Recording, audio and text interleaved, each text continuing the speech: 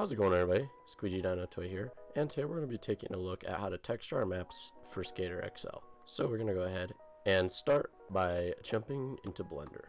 This is where texturing begins. Now, in Blender by default, you are in the Layout tab here at the top, and what we need to do is, for beginning, whenever I'm doing texture work, I like to go to the UV Editing tab.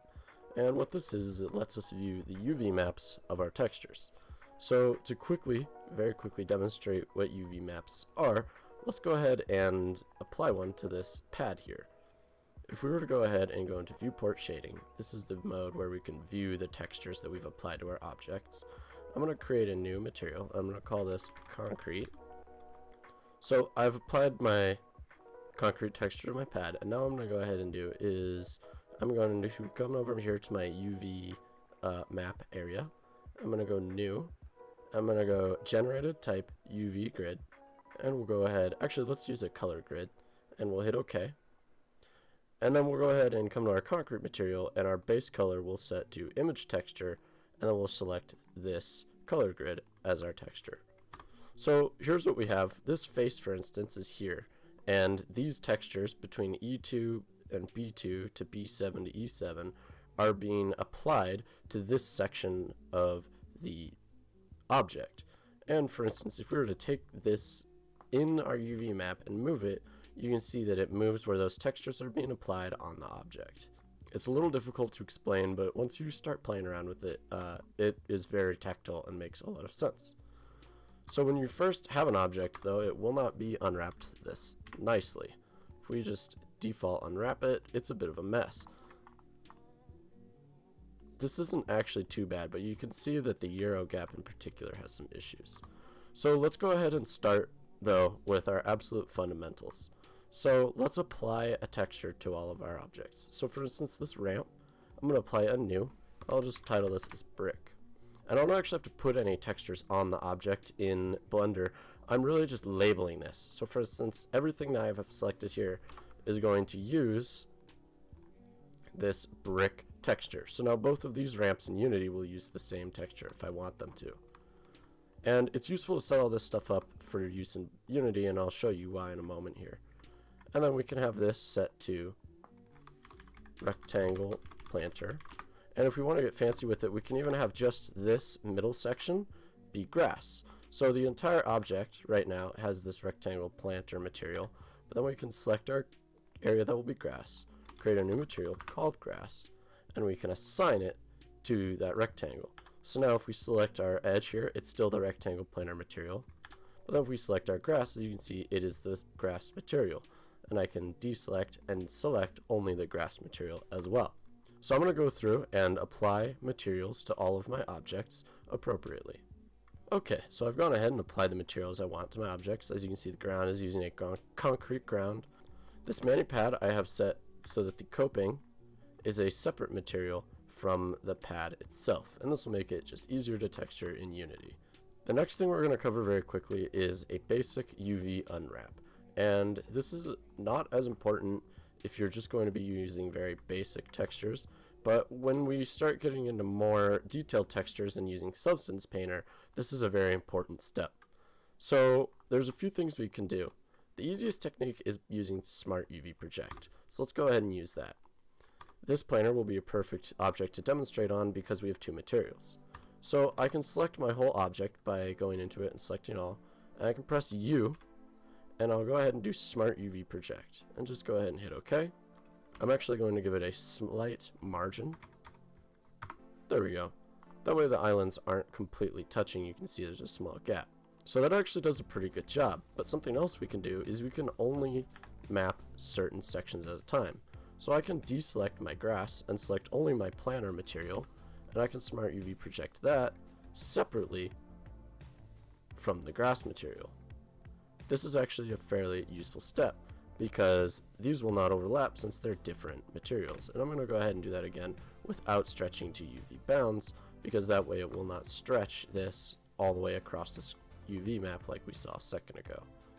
The next thing we can do is actually do a manual unwrap, and I'll go ahead and demonstrate a decent one on this pad here.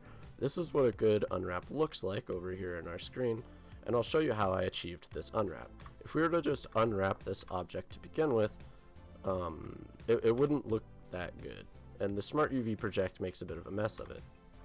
So what I can do is create an unwrap by labeling seams. First things first, and this makes everything easier, I'm going to delete this extra face under the ground that we can't see, and that'll make this an even better unwrap because that poly will not take up space on our UV texture panel here. So I'm going to use my edge select tool, and I'm going to select these corner edges here. I'm going to go ahead and mark seam. If I press A and U and I have live unwrap checked, it will automatically unwrap the object again after I have selected seams. So as you can see, that's done a pretty good job. All it's done is taken this object, and where perhaps this vertex is this vertex right here is split along this seam. All that is this seam is essentially where you would take your scissors and cut this out. I'm going to go ahead and make another seam probably about here so that these polys get cut separately as well. So as you can see, we have essentially the bottom half, and it's been cut apart from the top half. And if we were to clear that seam, you can see the change not get made over here. And this is actually a pretty okay way of doing it. Because there's no face on the bottom here, what's happening is the scissors are cutting this object and then cutting it here, and then this panel is essentially like laid down. Like if this was a paper object and you took scissors to it, this is where you're cutting it, is these seams. And then you can flatten it out and project a picture across it. It's again another concept that's a little hard to grasp without actually just going in and trying it out. So let's go ahead and unwrap another object to practice a little more. Let's unwrap this curve here. So again, I'm going to go ahead and delete this unnecessary polygon, and I'm going to mark a seam here and on the other side, and we'll go ahead and unwrap. And I already had this unwrapped, but as you can see, if we were to Smart UV Project, that's what it would look like. And then if we were to use our proper unwrap, that's also what it would look similar but a little different. And then we'll also go ahead and unwrap a rail. So this is a curve right now, so we can't unwrap it because it's not a mesh. So we're going to go ahead and we're going to right click on it and convert to mesh. And now this is a rail mesh that I can actually unwrap. If we were to use Smart UV Project on this, as you can see, these are incredibly small. The texture would be projected very tiny across this object, which we do not want, because essentially you would have like 4 pixels across this one polygon, where we could get a much better texel density.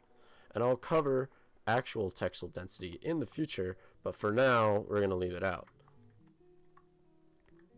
because it's more than we need to use for the time being. So for this rail, it's actually a pretty easy unwrap. I can make a seam right down the middle here where it will split the rail in half, and now we have way better texel density already. If we wanted to improve it even further, we can add an edge loop to the middle and then make that a seam as well. And now we have a much better texel density of our object, which again is like essentially the density of pixels in each of these polygons.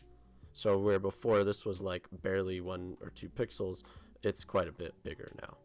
And we could even add more seams to go ahead and improve that further. We could add perhaps a seam here.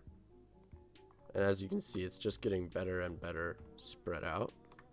And then we can add another seam likewise on the opposite side. And there we go. That's not a bad unwrap. You just have to remember that anywhere that we have marked a seam, there can be visible seams on the texture itself if we're not careful with how we texture the object.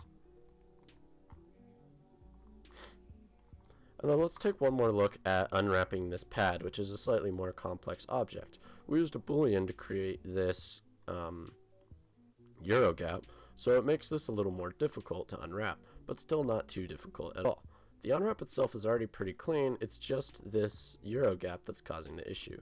So all we can do is go ahead and separate this out a little bit, mark those seams, and then we can also maybe add a seam so that this corner doesn't get so distorted as well. And I think for that, I'm going to try making seams here, and that's actually pretty good. That divides everything pretty evenly, and as we can see, our rectangles are no longer distorted across that face. And if we look, the distortion that was there before has now been eliminated. So that's not a bad unwrap either. And we can go ahead and leave our other objects without unwraps, or we can just do quick smart UV projects on them. These we're going to use triplanar materials on, which do not rely on UV unwraps to work well, but it is never a bad idea to just go through and project everything just in case. And now we can save our object, and in the next tutorial we'll be covering the Unity side of texturing our map. Thanks for watching, guys, and let me know if you enjoyed this video, and if you have any questions, always feel free to DM me on the Discord or ask in any of the Discords, where people are always happy to help.